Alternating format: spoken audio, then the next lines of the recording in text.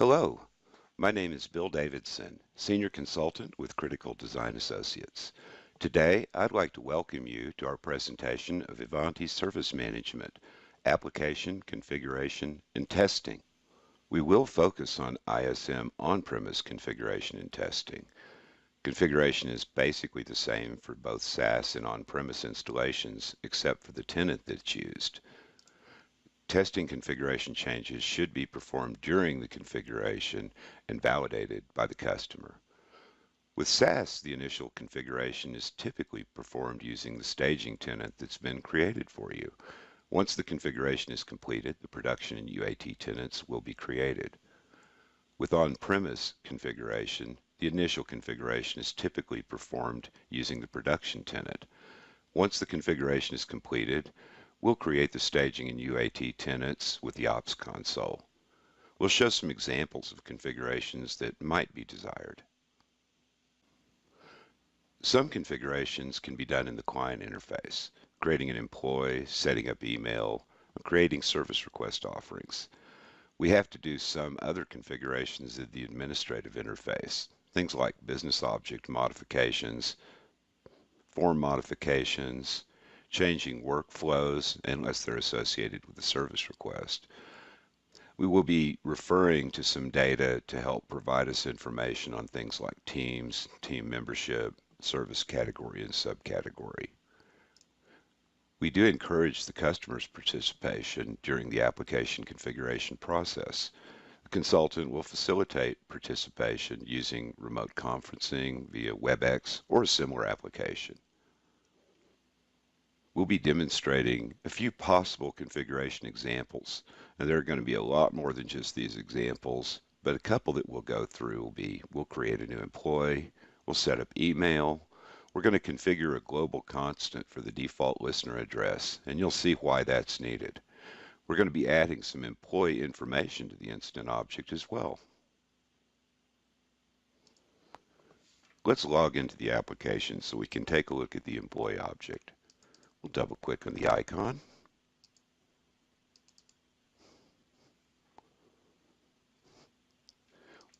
We're going to log in as our Heat admin user.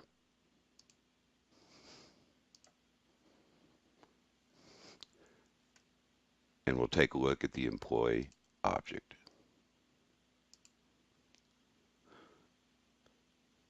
So we want to create a new employee. I'll just create myself.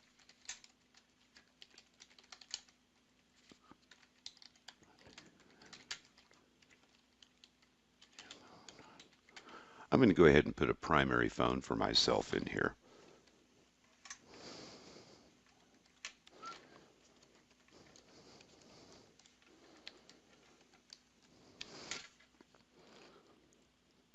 We'll fill out the rest of the fields. When we notice here that the team is required, I'm going to go ahead and put myself on a team.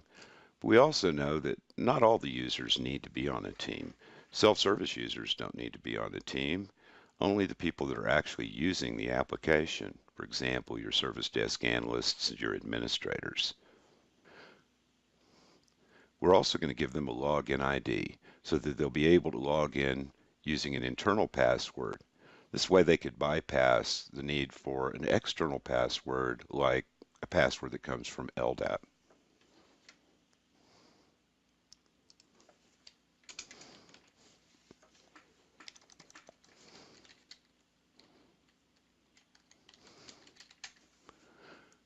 I'm going to try to give them an internal password, but I see that I can't actually type in that field.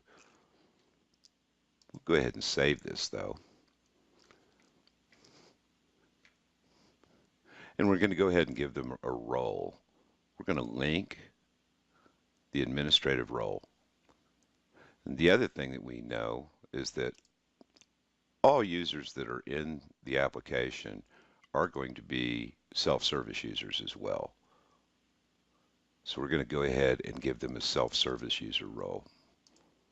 And we'll save that. But again, we see a couple of things that we don't really like. We don't want the team to be there, and we do want to be able to give them that internal authentication.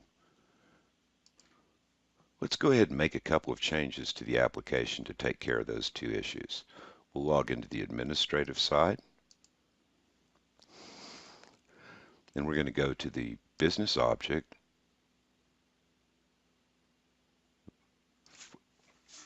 for employee. There are a couple of business rules that take care of this. One of those is for the team. You can see that the team is required in all cases. Let's go ahead and disable that. Another rule is going to be for the login ID password. And we can see that the password is read-only. We'll disable that as well. We'll go back to the client side now and do a refresh. And let's take a look at our employee that we've created. Do a search for Bill Davidson. And now we'll be able to go in and change that auth password.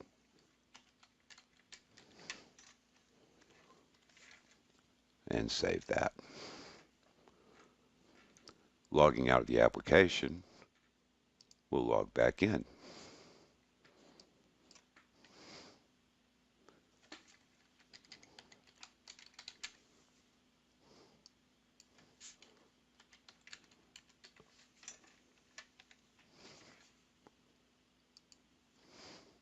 Select our administrative role. And as we can see, we've successfully created our employee, and we're able to log in as the administrator. So let's take a quick look at how we might set up email configuration. We'll type in more, enter email configuration, select that, and this will bring up our outgoing email server. In this case, we're using SMTP, the host name of our system, which is where my email is located. This would actually be the host name for your email. I'm using port 25. Auth login is the only drop down. This is my user for the outgoing email with their password. I've also chosen to not block the outgoing email. At the bottom, we can look at our incoming email configuration. Here, we've enabled the email listener. I'm using the incident listener email box on our host, port 110 because I'm using POP3. Incident listener is the name of my email user. Authentication type, plain, and password is their email login. We also see that we're using the service desk, so incoming email will create an incident for the service request, service desk, and we're using a create record only when the employee or external contact exists in ISM. That way we don't create incidents for spam emails that might come in. I'm going to send an email in from my little email configuration or email server that I've got.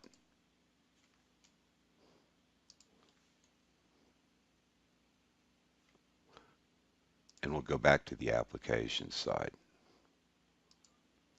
So we'll choose incident.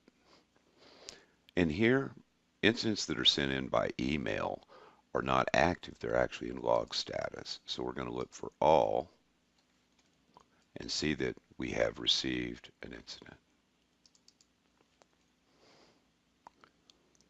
We can also see in the journal that that incident was received. And if I look at my messages, I've received a reply back. We can also see here that our reply back came from something called noreply@frontrange.com. That's not where we want it to come from. We want it to come from the incident listener. So if somebody replies back to it, it will add new information into our incident. Let's take a look at where that no reply came from. We'll go to the configuration side for the administrator, and take a look at how notifications might work. So we'll go to the business object for incident, and we're going to take a look at our business rules again. There's a triggered action called active notification, but there's also one called for no incident notification. If we take a look at that, we'll see that whenever a new incident is created, we're going to send email, and it will be using something called the global email listener address. That is a global constant called listener email address. If we change that global constant to make it incident listener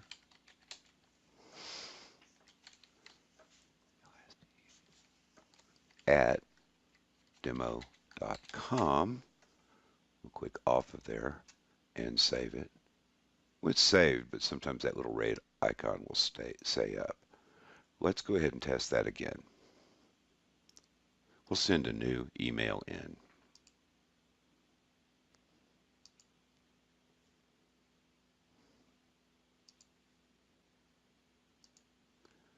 Go back to our incidents, look at our grid view,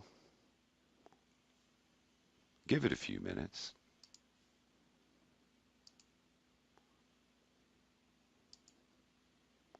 and now we can see our test 2 incident has been created. We'll also refresh our message list here. Check our email, and you can see it came from our incident listener address. If we reply to that,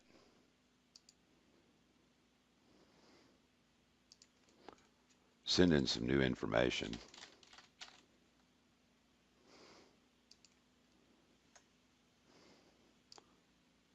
go back into our incident. We may need to wait a few minutes for things to actually show up, but in this case, we see that we've received our new update. The reason for that is because the address that was sent back to included the incident number in this format, incident # incident number. And it recognized that, and it recognized the sender, so it went ahead and added a note to the incident. We're going to make one more little change to the incident form here. I can see that we have, when we selected the customer, we have the customer's email address, but we don't show a phone number for them, and there's a label missing. Maybe we want to try to fix this or make this different so that the presentation provides a little bit more information for the analyst that's going to be working on this incident. To do this, we're going to go back to the administrator side. And now we're going to take a look at the incident object. It's easy pull down right here. If we take a look at the incident layouts, we'll see that the layout associated with the service desk contains a form view. That form view has a customer and ownership field that's displayed as a panel, and then a number of tabs that are located underneath. Well, here's our panel in the top, so we're going to take a look at that panel now. So here, we're going to go to the business object of incident, take a look at the forms, and we saw that that was the customer ownership form.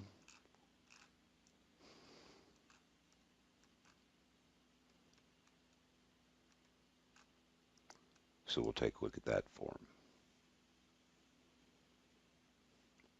In here, we can see the email field. Well, let's add the phone number to it. The email field comes from something called composite contract contact incident associated customer primary email. We can find that, so we can find something similar for the phone. If we look at the relationship,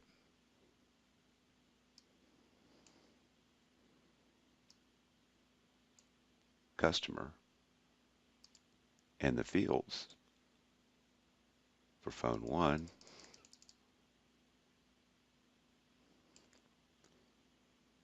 we'll place that right over the summary field.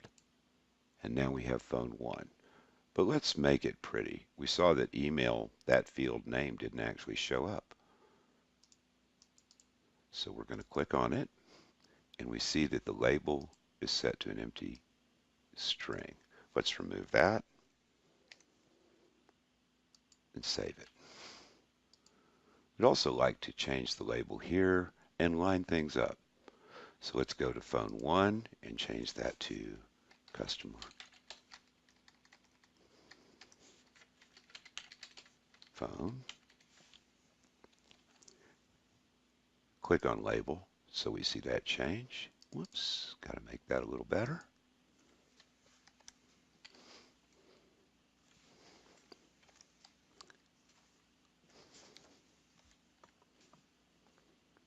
And let's line it up by scrolling down to the style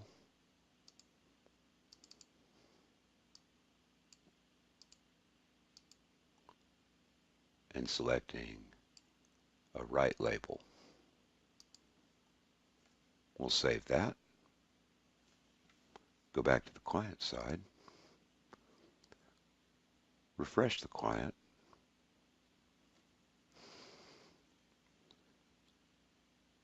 And we're going to look at our incident again.